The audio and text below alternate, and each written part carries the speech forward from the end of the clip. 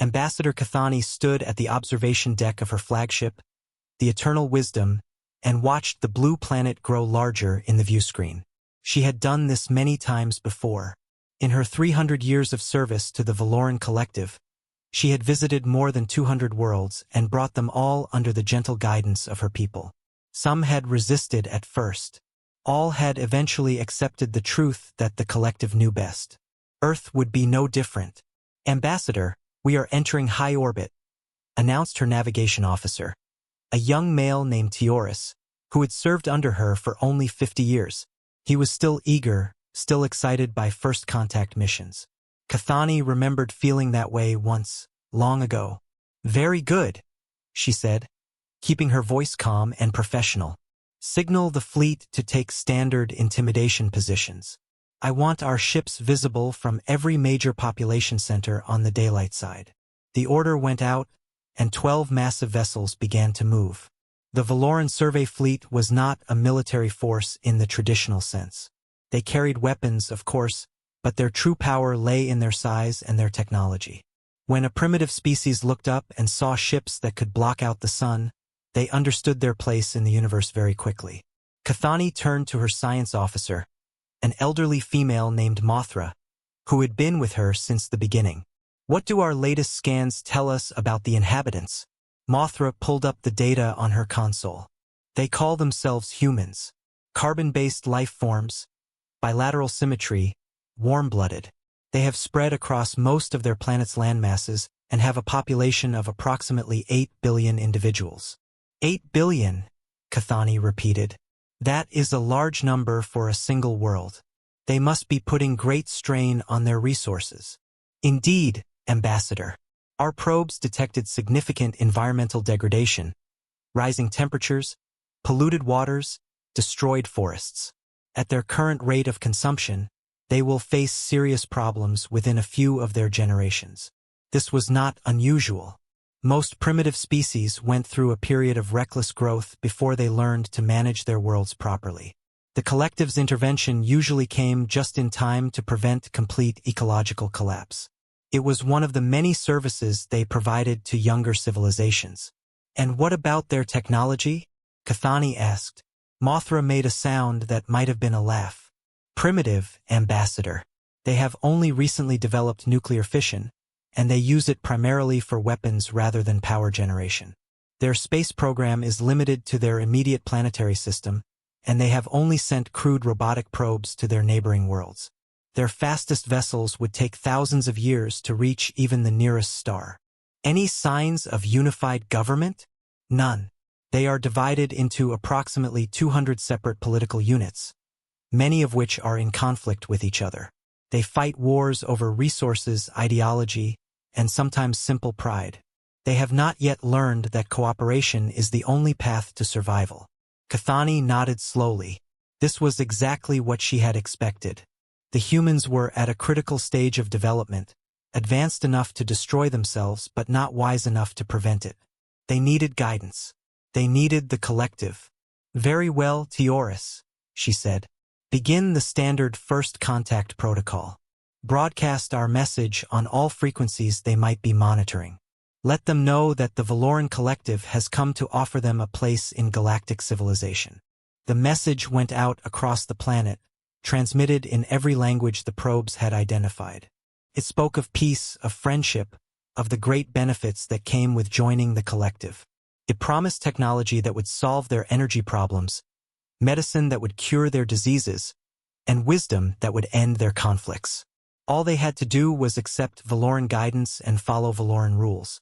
Cathani watched the planet below and waited for the panic to begin. It always started the same way. First came the shock, the disbelief, the frantic attempts to confirm that the alien ships were real. Then came the fear, the religious fervor, the military posturing that never amounted to anything.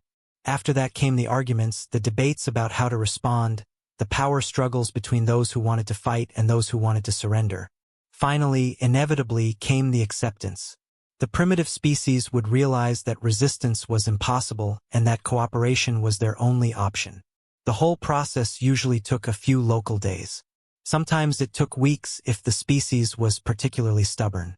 But it always ended the same way, with the primitives bowing their heads and accepting their new place in the order of things.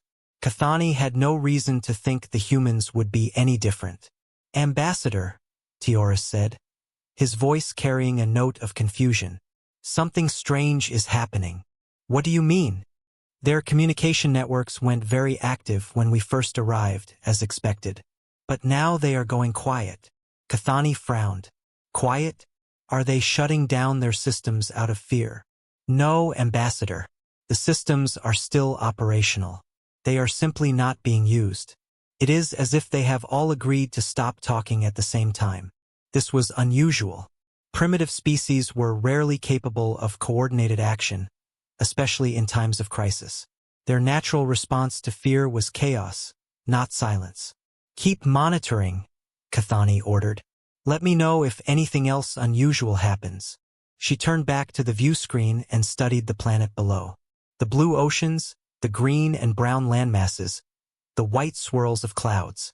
It was a beautiful world, rich in resources and potential. Under collective guidance, it could become a productive member of galactic civilization within a few centuries. "Ambassador," Mothra's voice was sharp with alarm. "I am detecting energy readings from the planet's surface." "What kind of energy readings?" "I am not certain. They are coming from deep underground, from locations that were not identified by our probes. These readings do not match any technology we cataloged." Cathani felt the first stirring of unease in her stomach. "Explain." "Our probes scanned this world thoroughly. We identified all of their power plants, military installations, and industrial centers. These energy sources were not there. They are new, or they were hidden from our scans." "Hidden? How could primitives hide anything from our probes?" Mothra did not answer. She was staring at her console with an expression Cathani had never seen before. "Fear." "Ambassador," she said slowly, "the energy readings are increasing. They are coming from a location in the middle of one of their oceans. The readings are now exceeding the output of our entire fleet combined." Cathani opened her mouth to demand more information, but she never got the chance. The view screen flashed white as something erupted from the ocean below. At first, she thought it might be a volcanic eruption. The humans' planet was geologically active, and their probes had detected many underwater volcanic sites. But as her eyes adjusted and the sensors began to provide data, she realized that what she was seeing was far more disturbing than any natural phenomenon. A ship was rising from the water. It was enormous. The Eternal Wisdom was one of the largest vessels in the Valoran fleet, measuring nearly 2 kilometers from bow to stern. The ship emerging from Earth's ocean was at least 3 times that size. Its hull was dark, almost black, and it was covered with structures that Cathani did not recognize. Some looked like weapons. Others looked like sensor arrays. Many looked like nothing she had ever seen before. Water cascaded from the rising vessel in great waterfalls, crashing back into the ocean and creating waves that would be visible from space. The ship continued to climb slowly but steadily, its massive engines leaving a trail of energy that burned like a small sun. "That is impossible," Mothra whispered. "That is completely impossible." Cathani could not disagree. Everything she knew about the humans told her that they should not have been able to build anything like this. They could barely reach their own moon. They were still fighting wars with chemical explosives. They had no understanding of faster-than-light travel or advanced energy manipulation. And yet the ship continued to rise, impossibly huge and impossibly real. "Ambassador, we are receiving a communication from the human vessel," Tioris reported, his voice shaking. "They are requesting to speak with the leader of our fleet." Cathani stared at the view screen for a long moment. The human ship had cleared the atmosphere now and was moving into orbit. It was positioning itself directly between her fleet and the planet, its weapons arrays pointed outward in an unmistakable display of readiness. She had been doing this for 300 years. She had brought hundreds of worlds into the collective. She had never once faced a situation like this. "Put them through," she said finally. The view screen flickered and a face appeared. It was a human male with dark skin and gray hair. He wore a military uniform covered with decorations and symbols that Cathani did not recognize. His eyes were calm and steady, showing no fear whatsoever. "Ambassador Cathani of the Valoran Collective," the human said. "My name is General Marcus Chun of the United Earth Defense Force. Welcome to our solar system." Cathani struggled to find her voice. "General Chun, I must say that your vessel is unexpected." The human smiled, but there was no warmth in it. "I imagine it is. You came here expecting to find a primitive species, did you not? A young civilization barely crawling out of its cradle, desperate for guidance from its galactic elders. We came here to offer you membership in the collective, to share our technology and our wisdom with your people. Yes, we received your broadcast. Very generous of you." The smile faded from Chen's face. "But I am afraid we must decline your offer. You do not understand what you are refusing. The collective has brought peace and prosperity to thousands of worlds. We can solve your environmental problems, end your conflicts, cure your diseases. All we ask in return is that you accept our guidance." "Your guidance," Chen repeated. "Your rules, your control over our governments, our economies, our cultures. We have studied your collective, ambassador.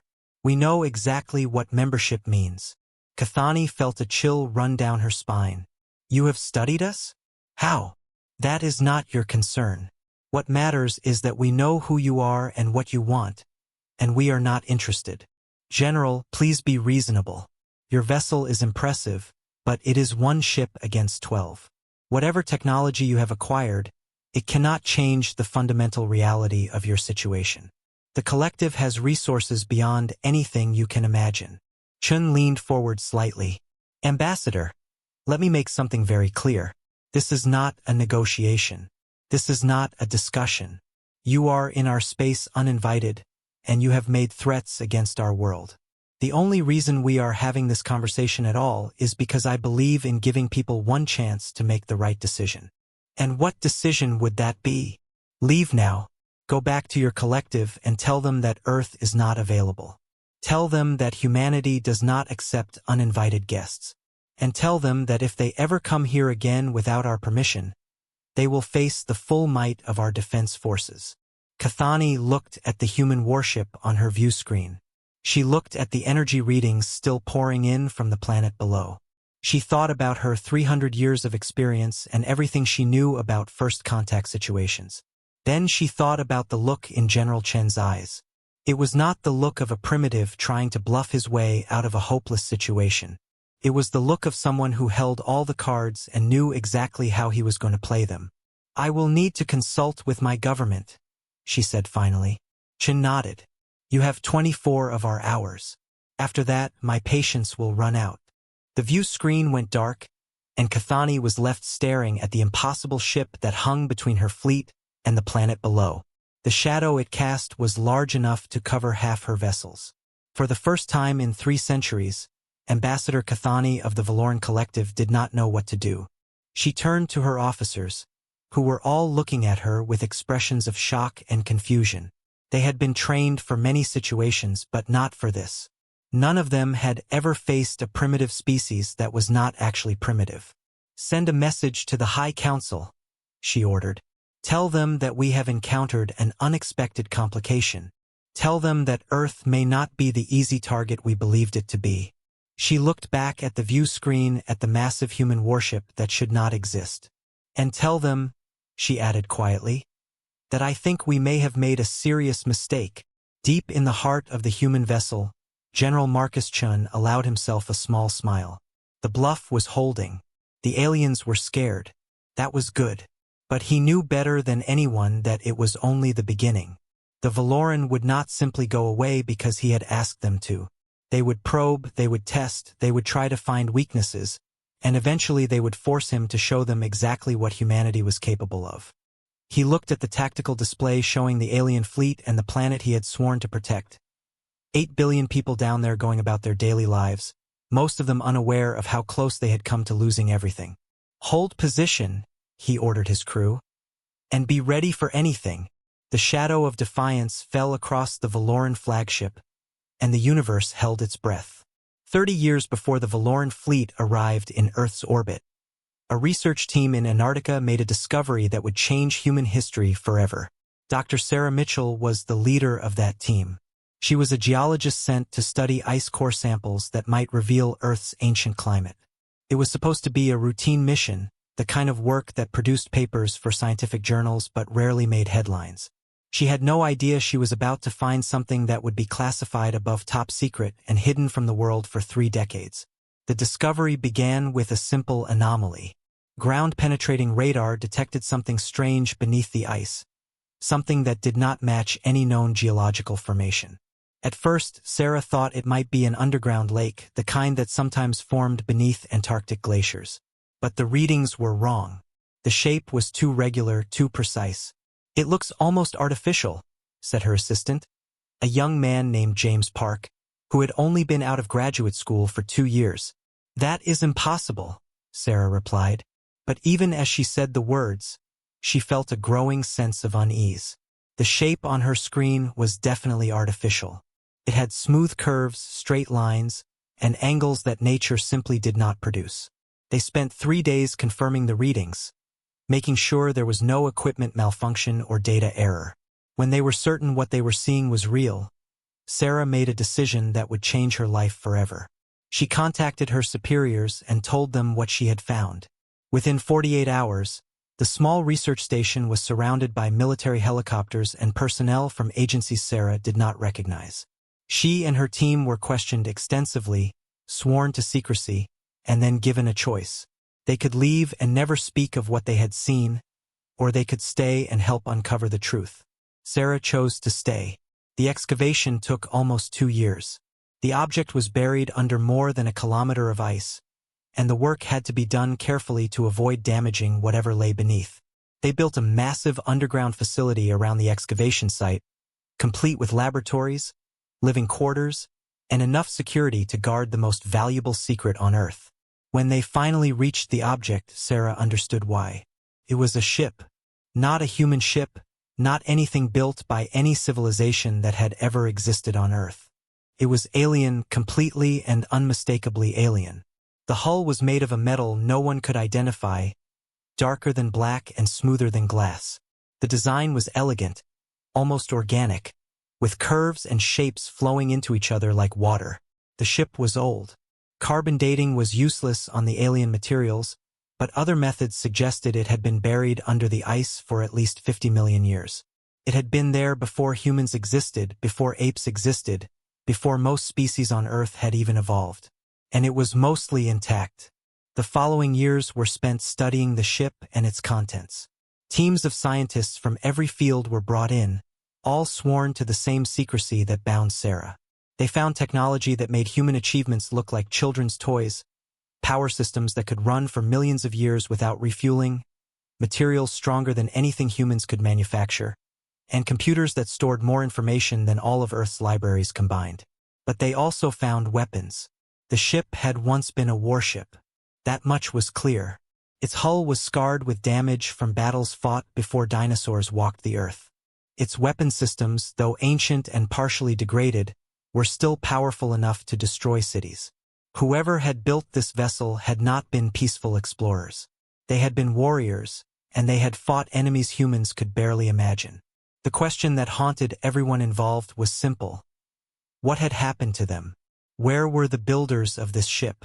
And were there others like them still out there among the stars? The world's governments debated in secret for months. Some wanted to announce the discovery and share it with all humanity. Others argued for caution, warning that revealing alien technology could cause panic and chaos. A few suggested destroying the ship entirely, afraid of what might happen if its power fell into the wrong hands. In the end, they chose a middle path. The ship would remain secret, known only to a small group of scientists and military personnel. But its technology would be studied, adapted, and used to prepare humanity for whatever might be waiting in the darkness between the stars. The project was named Vanguard.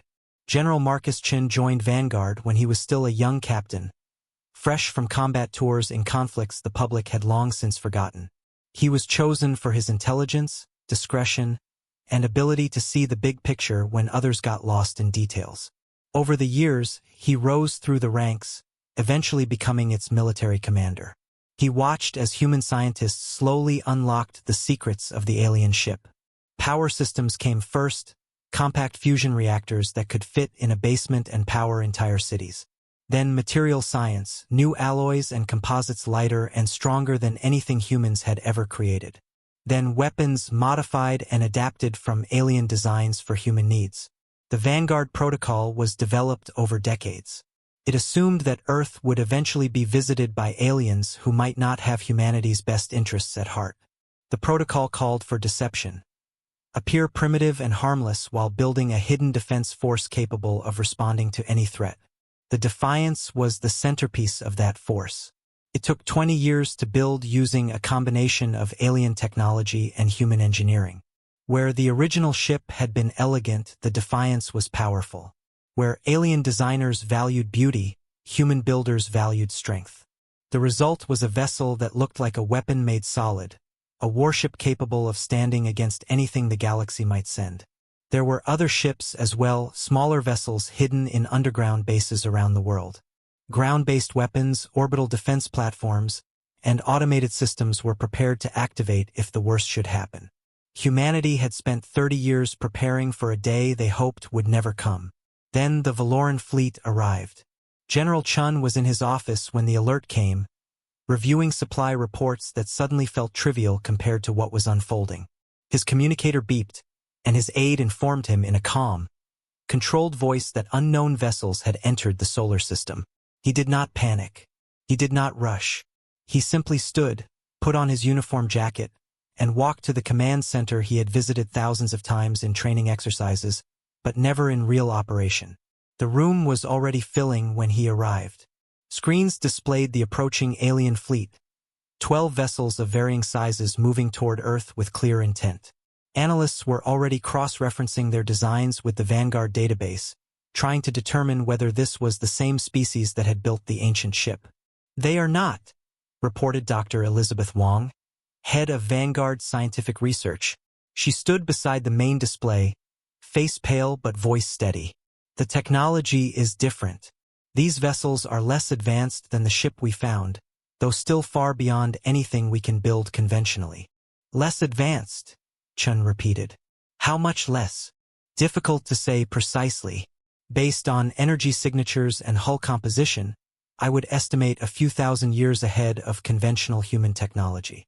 Chun nodded slowly. That was unexpectedly good news. The original ship had represented a civilization millions of years ahead of humanity.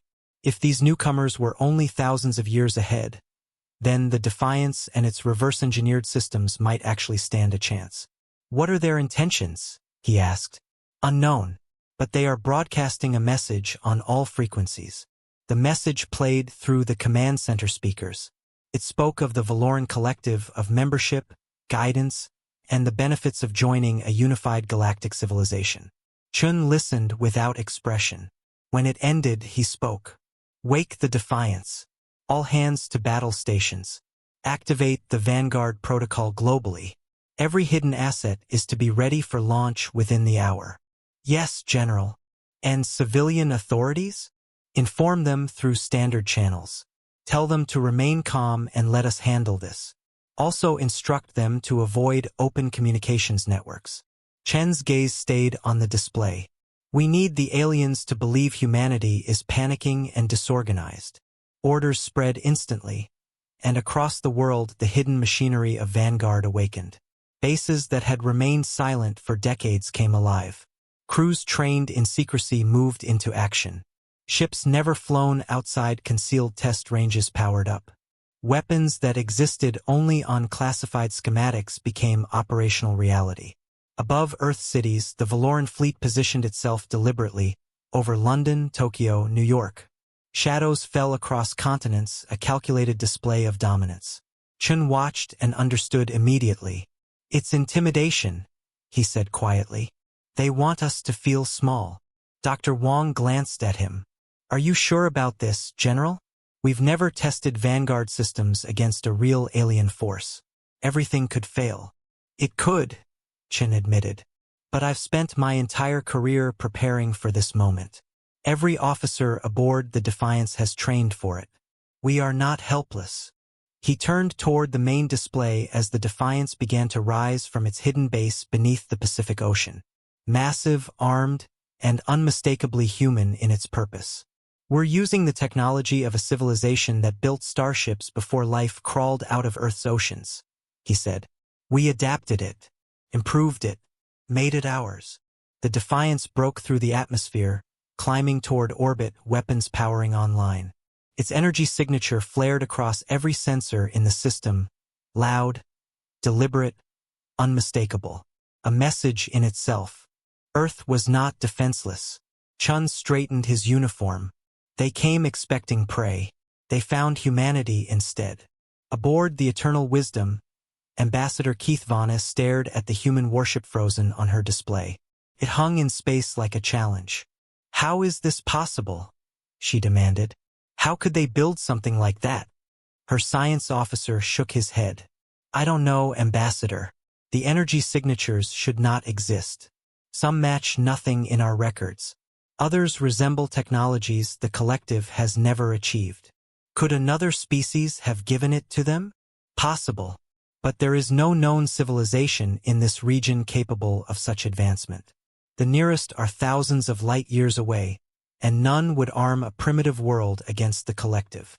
Keith Vana studied the ship again. Defiance. A fitting name. We need answers, she said. Contact all agents in this sector.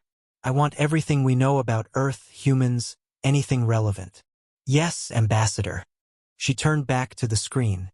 The human general had given them 24 hours. 24 hours to decide whether to negotiate, retreat, or fight.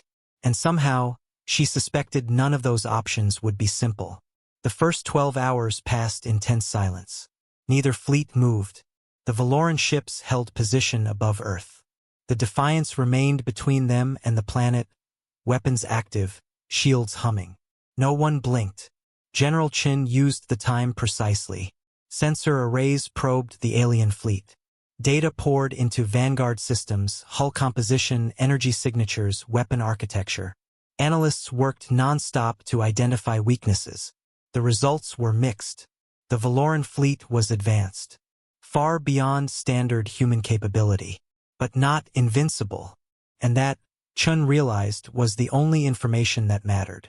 Their shields had frequencies that could be disrupted. Their weapons had power curves that suggested limited sustained fire capability. Their engines, while efficient, were not fast enough to outrun the Defiance if pursuit became necessary. The troubling part was the numbers. 12 Valoran ships against one human vessel. Even with its technological advantages, the Defiance could not be everywhere at once. If the aliens decided to attack the planet directly, spreading their forces to strike multiple targets simultaneously, there was no way to protect everyone. We need to convince them not to fight at all. Chun told his senior staff during a briefing in the ship's command center. Our best weapon right now is their uncertainty. They do not know what we are capable of. We need to keep it that way. How do we do that, sir? Asked Captain Diana Ross, the Defiance's executive officer. She was a tall woman with sharp features and sharper instincts, and she had been with the Vanguard project for almost as long as Chun himself. We show them just enough to make them afraid, but not enough for them to understand our limitations. We let them imagine that what they see is only the beginning, that there is more hidden beneath the surface. Is there? Asked Dr. Wong, who was participating in the briefing via video link from her laboratory on Earth. Chun smiled slightly. There is enough. We have the secondary fleet in reserve, the orbital platforms, the ground-based weapons. But more importantly, we have the unknown. The Valorans have no idea how we got this technology or how much of it we have. Let them fill in the blanks with their own fears. The strategy was risky, but it was the only option that did not involve actual combat. Chun knew that his ship could probably destroy the Valoran fleet if it came to a straight fight. The weapon systems derived from the ancient alien ship were far more powerful than anything the collective possessed. But victory would come at a cost, and that cost might include revealing too much about humanity's true capabilities. Better to win without fighting, if possible. Ambassador Keith spent the same 12 hours in frantic communication with the Valoran Collective. The news of Earth's unexpected defense had traveled quickly through the collective information networks, and the responses were varied and often contradictory. Some council members urged immediate withdrawal. The humans were clearly more dangerous than expected, they argued, and the potential gains from this world did not justify the risks. Better to leave quietly and pretend that the whole incident had never happened. Others demanded action. The collective had never been challenged by a primitive species before, and allowing this defiance to go unpunished would set a dangerous precedent. If humanity could scare off a Valoran fleet, other species might be encouraged to try the same thing. A few voices suggested a middle path. Negotiate with the humans, learn more about their technology, and then make a decision based on better information. This was the approach that Cathani herself favored, though she was careful not to express her opinion too strongly until she had a better sense of which way the political winds were blowing. In the end, the High Council authorized her to continue diplomatic contact while gathering intelligence. She was not to withdraw, but she was also not to provoke a conflict. She was to find out everything she could about the humans and their mysterious technology and report back before any final decisions were made. It was exactly the kind of vague, cautious instruction that made Keith Vanna's job so difficult. The council wanted answers without taking risks, progress without commitment.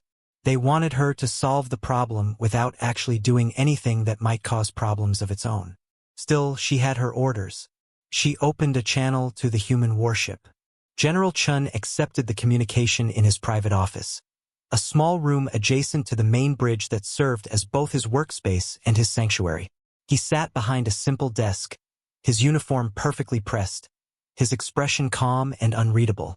"Ambassador Keith Vanna," he said as her image appeared on his screen. "I was beginning to think you had forgotten about me. General Chun, I have been in communication with my government, as I said I would be." "And what has your government decided?" Cathani chose her words carefully. "They have authorized me to continue our discussion. We would like to learn more about your situation before making any final decisions." "My situation is quite simple, Ambassador. Your fleet is in our space without invitation. We would like you to leave. General, please understand our position. The collective has brought peace and prosperity to thousands of worlds. We have lifted countless species out of barbarism and into civilization. We come with good intentions. Your intentions may be good, but your methods are not. You arrived without warning, positioned your ships over our cities in an obvious display of intimidation, and broadcast a message that assumed we would simply surrender to your guidance. That is not the behavior of friendly visitors." Cathani felt a flash of frustration. She had used the same approach on hundreds of worlds, and it had always worked. The primitives recognized superior technology when they saw it, and they accepted the inevitable with varying degrees of grace. Why were these humans so different? "Perhaps we could start again," she suggested. "Forget our initial contact and begin fresh. I am willing to meet with you in person on neutral ground to discuss a mutually beneficial relationship between our peoples." Chun was silent for a moment, considering the offer. Cathani found herself hoping that he would accept. A face-to-face meeting would give her opportunities to observe the human leader more closely, to assess his weaknesses and his strengths. "Very well," Chun said finally. "There is a space station in orbit around our moon, far enough from Earth to be considered neutral territory. We will meet there in 6 of your hours." "Agreed. I will bring a small delegation. Security personnel only. As will I, Ambassador. I suggest you come with an open mind. What you think you know about humanity may not be accurate." The connection ended, and Cathani sat back in her chair. She had gotten what she wanted, a chance to evaluate the human threat up close. But Chen's final words bothered her. There was something in his tone that suggested secrets, layers of deception that she had not yet begun to uncover. What did the humans know that she did not? The meeting took place on Lunar Station Gamma at a small facility that officially existed to study the moon's geology but actually served as a forward base for the Vanguard project.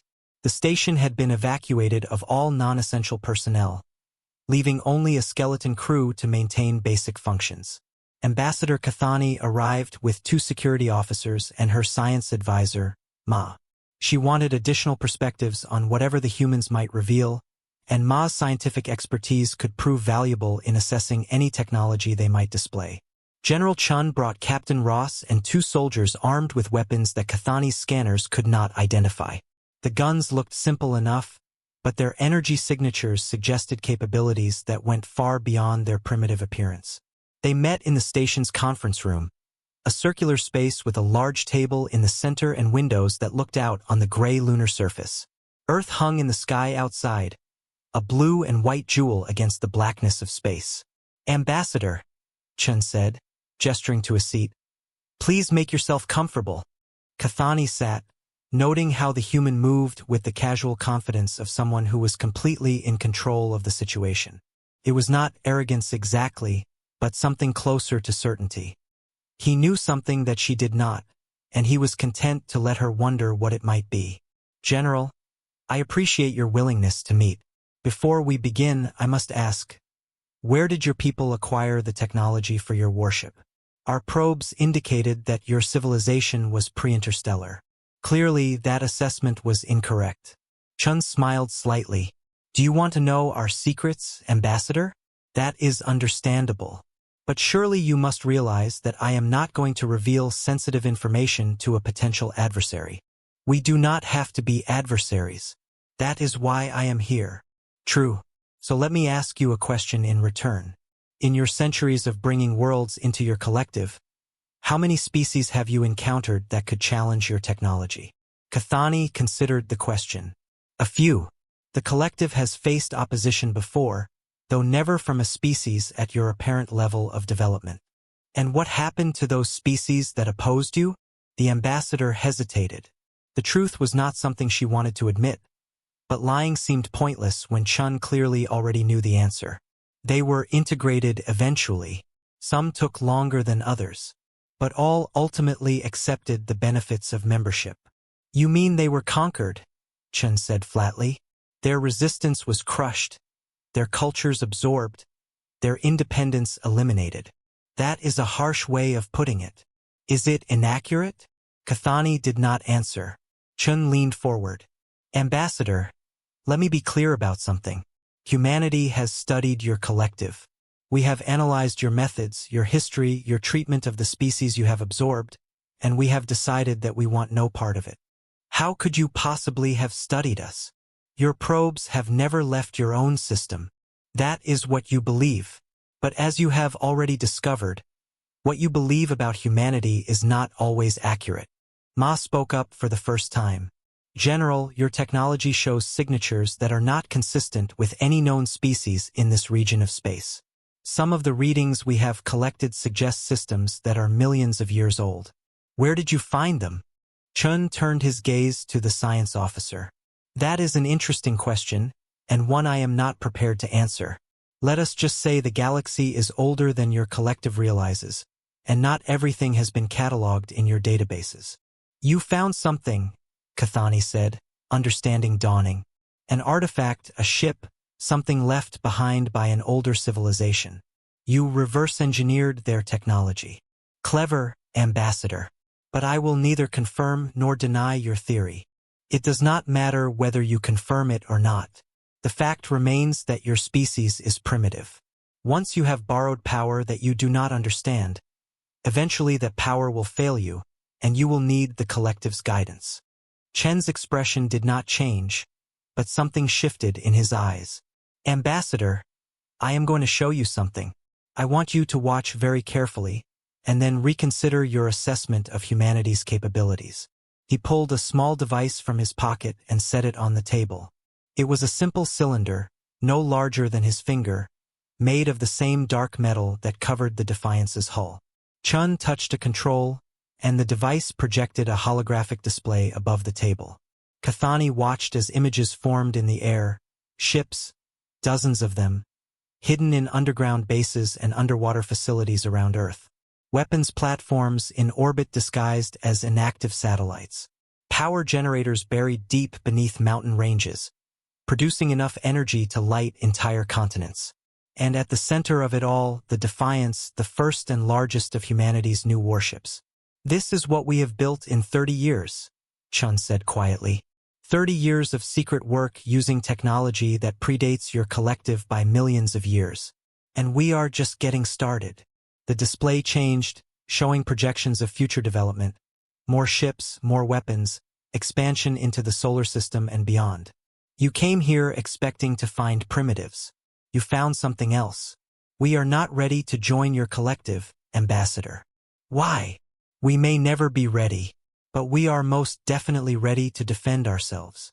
Kathani stared at the display, her mind racing through the implications. Everything she had assumed about this mission was wrong. The humans were not helpless children waiting to be guided. They were a young species, yes, but one that had stumbled upon a tremendous advantage and had used it wisely. "What do you want from us?" she asked finally. "Nothing. We want you to leave us alone. Go back to your collective and tell them that Earth is off limits. Tell them that if they ever send ships here again without our invitation, they will face consequences they are not prepared to handle. And if I cannot convince them, if the Council decides humanity is a threat that must be dealt with." Chun met her eyes steadily. "Then we will deal with that situation when it arises. But I strongly suggest you make them understand the risks. Your collective has never lost a war, Ambassador. Do not let Earth be the place where that record ends." The meeting concluded shortly afterward. Kathani returned to her flagship with much to think about. She had come looking for information, and she had found more than she expected. The humans were dangerous. More dangerous than any species the collective had encountered in centuries. And the worst part was that Chun had clearly not shown her everything. For the first time in her long career, Ambassador Kathani was genuinely afraid, not for herself but for the collective. What would happen when the galaxy learned that humanity existed? The Valoran High Council met in emergency session for the first time in 300 years. The great chamber on their home world, a vast hall of crystal and light that had witnessed countless debates and decisions, was filled with the most powerful leaders of the collective. They had come from across their territory, some traveling for days through hyperspace to attend this meeting in person. Ambassador Kathani stood before them, feeling the weight of thousands of eyes upon her. She had served the collective faithfully for centuries, and never once had she delivered a report like this one.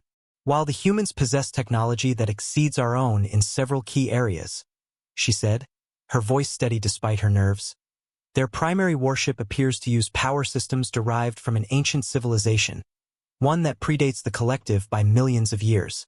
Their weapons are capable of penetrating our shields with ease. Their defenses are robust and sophisticated." Murmurs rippled through the chamber. The council members were not accustomed to hearing such things. The collective had always been the most advanced civilization in their region of space, the unquestioned masters of technology and warfare. The idea that a primitive species could challenge that supremacy was disturbing. "How many ships do they have?" asked Councillor Vethan, an ancient male who had led the collective's military forces for nearly 500 years. "On at least one confirmed, possibly dozens more in reserve. They had hidden their true capabilities carefully. What they showed me may be only a fraction of their actual strength and their intentions. They want to be left alone." The human general made it very clear that they have no interest in joining the collective and that they will fight to protect their independence. Councillor Bethan leaned forward in his seat. "One species, one planet, and they think they can defy us? The collective controls thousands of worlds. We have millions of ships. Even with advanced technology, they cannot possibly resist us if we commit our full strength." "Perhaps," Kathani agreed. "But at what cost? The humans have already demonstrated that they can destroy our vessels. A full-scale war would result in significant losses on our side, even if we ultimately prevail. And there is another consideration, where the humans obtained their technology. If there was once a civilization capable of building such things, there may be others. Other artifacts, other discoveries waiting to be found. If we attack Earth and fail, we will have made an enemy of a species that is only beginning to understand the power they possess. Give them a few centuries and they could become a genuine threat to the collective itself." The chamber fell silent as the council members considered her words. The collective had always operated on the assumption that they were the dominant power in the galaxy. The discovery that this assumption might be wrong was deeply unsettling. Councillor Methra, the leader of the diplomatic faction, spoke next. "What do you recommend, Ambassador?" Kathani took a deep breath. She had thought about this question for the entire journey back from Earth, weighing options and considering consequences. Her answer would shape the future of the collective's relationship with humanity. "I recommend withdrawal," she said. "We should remove our fleet from human space and establish a policy of non-interference. We should monitor them from a distance, study their development, and wait to see how they evolve as a civilization." "You would have us run from primitives," Councillor Bethan said with contempt. "I would have us avoid a conflict that we cannot win cleanly." "The humans are not primitives, Councillor. They are a young species with old technology, and that is a dangerous combination. They have already surprised us once, and I do not want to find out what other surprises they may have in store." The debate continued for hours. Factions formed and reformed as different council members argued for different approaches. Some wanted war, believing the collective's superior numbers would inevitably prevail. Others wanted negotiation, hoping the humans might be convinced to share their technology in exchange for peaceful relations. A few even suggested allying with the humans, recognizing that their technology could be valuable against the collective's other rivals. In the end, the decision came down to a simple calculation of risk and reward. The humans had something valuable, but taking it by force would be expensive and uncertain. The collective had other concerns, other projects, other threats to manage. Earth was not worth the trouble it would cause. By a narrow margin, the council voted to withdraw. The news reached General Chun through the Vanguard Project's intelligence network, a web of sensors and listening devices that had been spread throughout the solar system years before the Valorans arrived. He was in his quarters aboard the Defiance when his communication console chimed with the alert. "They are leaving?" Captain Ross reported, her voice carrying a mixture of relief and disbelief. "The whole fleet is powering up their drives. They will be out of the system within a few hours." Chun nodded slowly, allowing himself a moment of satisfaction. The gamble had paid off. The Valorans had looked at humanity and decided that the cost of conquest was too high. They were retreating, at least for now. "Maintain our position until they are completely gone," he ordered. "I do not want any misunderstandings at this stage." "Yes, sir." "What about the secondary fleet?" "Keep them in reserve. There is no need to reveal more than we already have." He ended the communication and sat back in his chair, staring out the window at the stars. The crisis was over, but he knew it was only a temporary victory. The Valorans would return eventually, or others would come.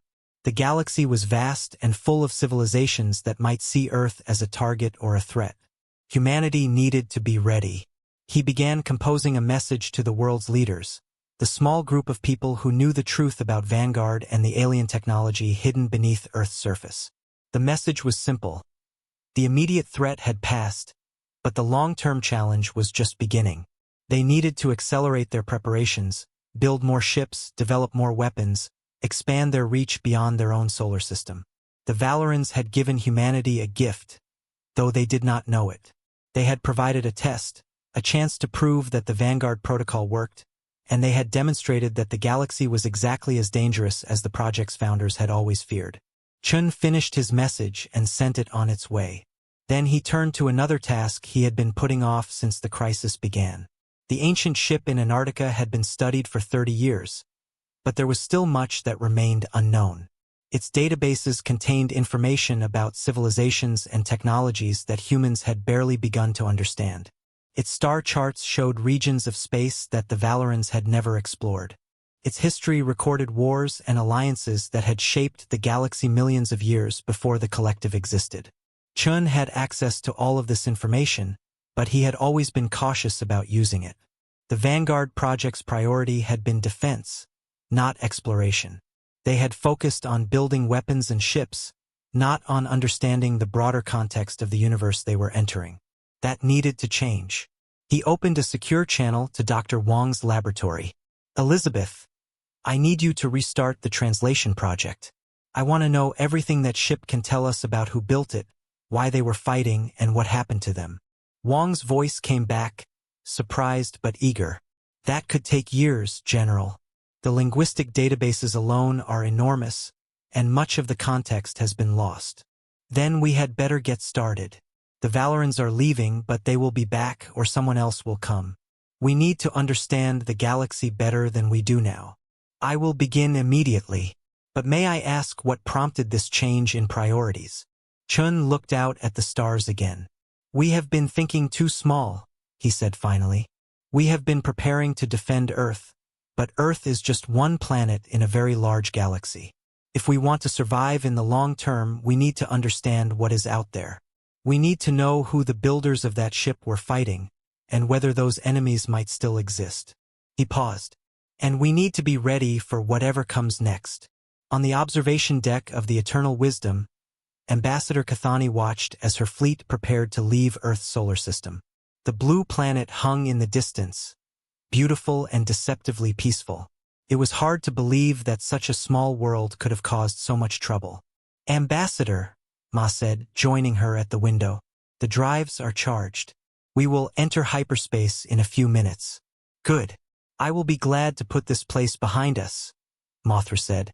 Ambassador Cathani was silent for a moment, then spoke again. Ambassador, wait.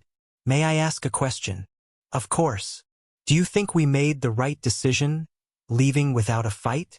Cathani considered the question carefully. She had argued for withdrawal, but that did not mean she was entirely comfortable with the outcome. The collective had never retreated from a primitive species before. The precedent was troubling.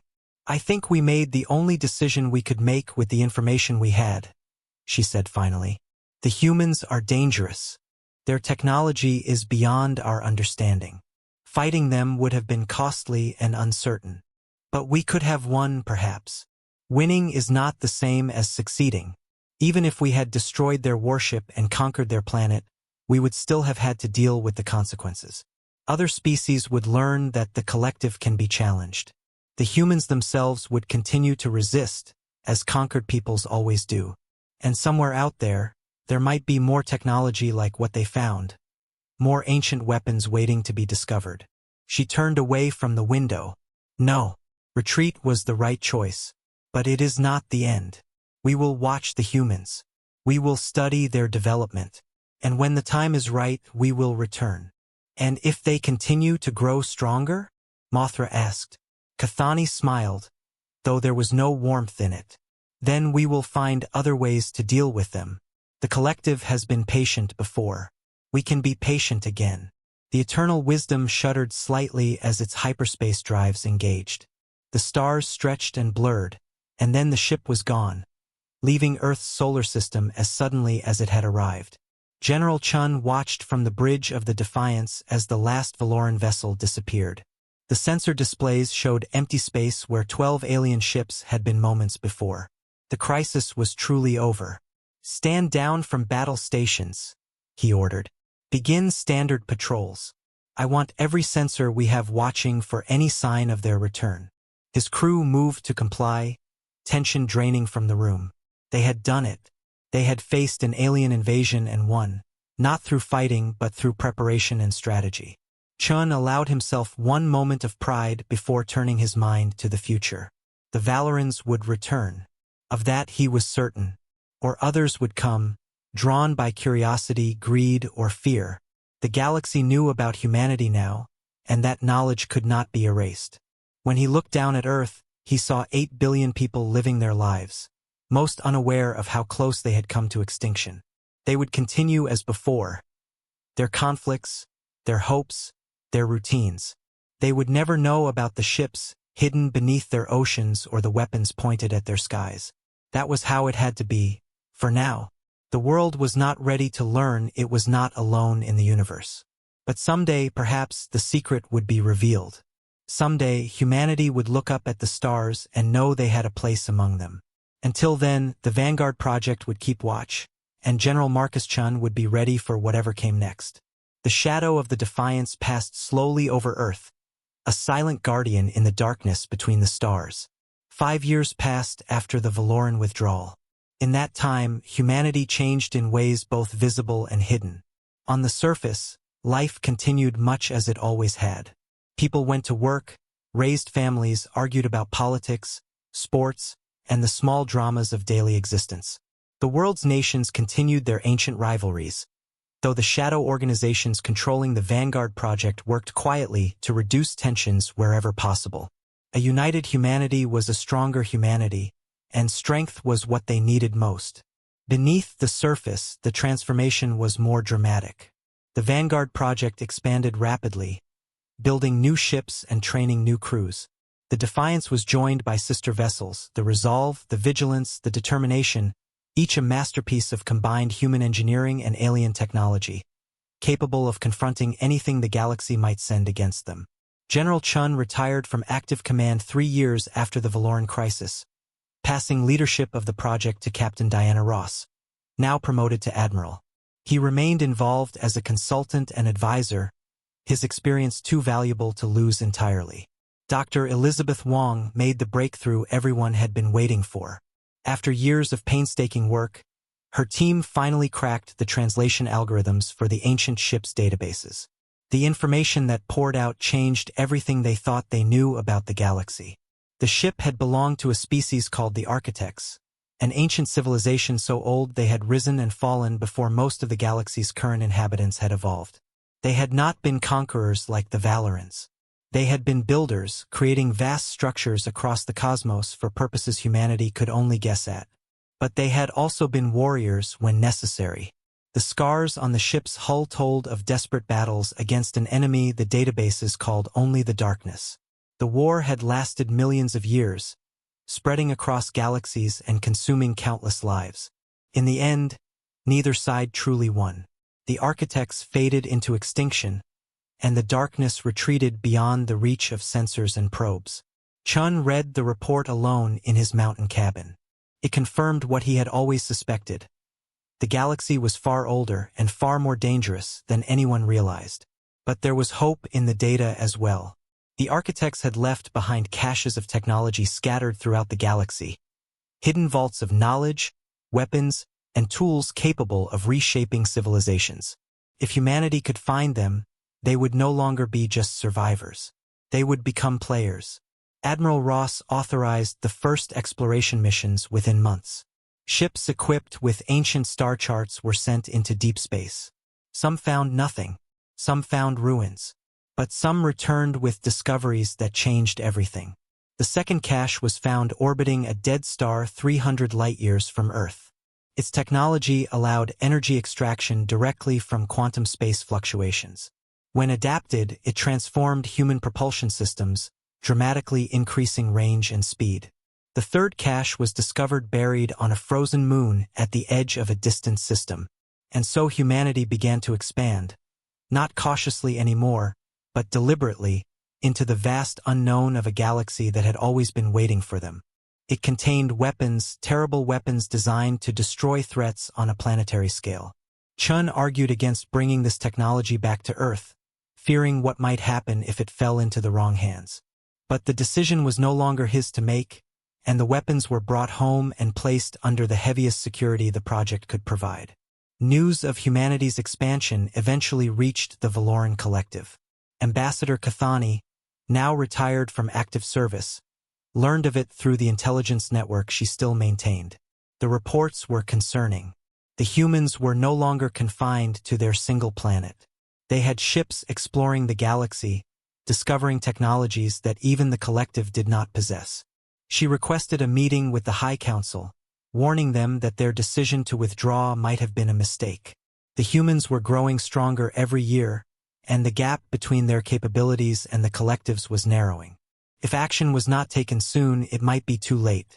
The Council listened politely, but they were not inclined to change course. The Collective had its own problems to deal with, including a minor rebellion in one of their outer territories and ongoing tensions with a rival civilization on their eastern border. Earth was far away, and the humans had not threatened anyone since the initial confrontation. As long as they kept to themselves, the Council saw no reason to provoke another conflict. Kathani left the meeting frustrated and worried. She had seen the look in General Chen's eyes during their negotiation 5 years ago. He was not a man who would be content with mere survival. He wanted more for his species, and he had the tools to achieve it. The collective was making a mistake by ignoring the human threat. And by the time they realized it, it might be too late to correct. But there was nothing she could do.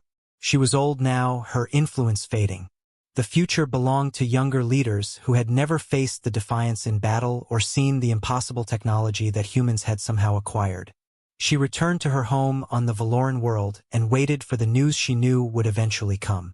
It came 15 years after first contact, when humanity made its formal announcement to the galaxy. The message was broadcast on every frequency, transmitted through relays humans had placed in strategic locations throughout their region of space. It reached the Valorans, neighboring civilizations, and countless species that had never heard of Earth or its inhabitants. Admiral Diana Ross delivered the message herself, standing on the bridge of the Defiance, with Earth visible through the windows behind her. She spoke calmly, without arrogance or threat, but the words carried weight that could not be ignored. To all civilizations of the galaxy, this is Admiral Diana Ross of the United Earth Defense Force. 20 years ago, your representatives came to our world and found us unprepared for the reality of galactic civilization. We have spent the time since then correcting that mistake. Humanity now possesses a fleet of warships capable of projecting power beyond our home system. We have established outposts on 17 worlds and have exploration vessels operating throughout this region of space. We have recovered and adapted technology from civilizations far older than any currently existing. And we continue to grow stronger with each passing year. We do not seek conflict with any species. We ask only to be left alone to develop at our own pace and in our own way. But we will not accept subjugation, and we will not allow anyone to threaten our world or our people. The galaxy has changed. Humanity is now a part of it. We suggest you adjust your expectations accordingly. The message ended, and the galaxy reacted. Some civilizations dismissed the humans as arrogant newcomers who would soon learn their place. Others took the warning seriously and began reevaluating their military readiness. A few sent diplomatic missions to Earth, hoping to establish relations before tensions escalated. The Valoran collective did nothing. They had already made their decision years ago, and the Council was not inclined to revisit it. The humans were far away and had not directly threatened anyone. Until they did, the collective would continue to ignore them. It was a decision they would eventually regret. On Earth, life continued to change in both obvious and subtle ways. The Vanguard Project was gradually revealed to the public over several years, preparing humanity for the truth about the galaxy and their place in it. There was shock at first, fear, anger, disbelief, but gradually acceptance came. Humanity was not alone in the universe. And that was both terrifying and extraordinary. General Marcus Chun died peacefully in his mountain cabin at the age of 93, surrounded by former colleagues and friends. He had spent the last 50 years of his life preparing humanity for a future he would never see. At his funeral, Admiral Ross spoke of his vision, his determination, and his belief that humanity could face any challenge if they stood together. He saw the future before anyone else, she said. He understood that the galaxy was dangerous, and that we needed to be ready. Everything we have accomplished, every ship we have built, every world we have explored, began with his leadership. We owe him a debt that can never be repaid. The Defiance flew in formation above the ceremony, its weapons silent, its presence a reminder of everything Chun had built. It was the ship that had first cast its shadow across the Valoran fleet, the vessel that had announced to the galaxy that humanity would not be underestimated. It would continue to serve for centuries, upgraded and improved, a symbol of survival and resolve. And for 50 years after first contact, humanity lived as part of the loose interstellar community known as the Galactic Assembly. They were not the most powerful member yet, but they were respected. The technology they had recovered from the architects gave them capabilities that even the oldest civilizations could not match. And their willingness to defend themselves had been proven many times. Ambassador Kathani did not live to see it. She had died 30 years after her retirement on the Valoran homeworld, still worried about the humans she had never truly understood. But her warnings had eventually proven correct. The collective had underestimated humanity, and they had paid the price for that mistake. Not through war, but through irrelevance. The humans had expanded so rapidly that they now controlled more territory than the collective had acquired in millennia. They had formed alliances with species the Valorans had ignored or dismissed. They had become a power that could not be controlled or contained. The galaxy that had once looked down on Earth now looked to it for leadership. On the anniversary of the Valoran withdrawal, humanity held celebrations across their growing sphere of influence. Ships gathered in orbit around Earth, representatives from 100 worlds arriving to pay tribute to the planet where it had all begun. Speeches were made, memories were shared, and old veterans of the first crisis were honored for their service. Admiral Diana Ross, now retired herself, stood on the observation deck of Lunar Station Gamma and watched the lights of the celebrating fleet. She was old now, her hair white, her face marked by the weight of a long life, but her eyes were still sharp, still carrying the intelligence and resolve that had made her one of humanity's greatest leaders. "We did it," she said softly, speaking to no one in particular. "We actually did it." She thought about General Chun, about the ancient ship buried beneath Antarctic ice, about the impossible journey that had taken humanity from a fragile, uncertain species to a galactic power. It had taken decades of work, countless sacrifices, and more luck than anyone liked to admit, but they had done it. The sky had darkened without warning on that first day when Valoran ships appeared above Earth, and humanity had looked up at the shadows of alien vessels and felt fear for the first time since they had crawled out of caves and discovered fire. But they had not surrendered. They had not broken. They had reached inward and found something older than fear, something stubborn, enduring, and unyielding. And now, 50 years later, it was humanity's shadow that stretched across the galaxy. Ross smiled faintly and turned away from the window.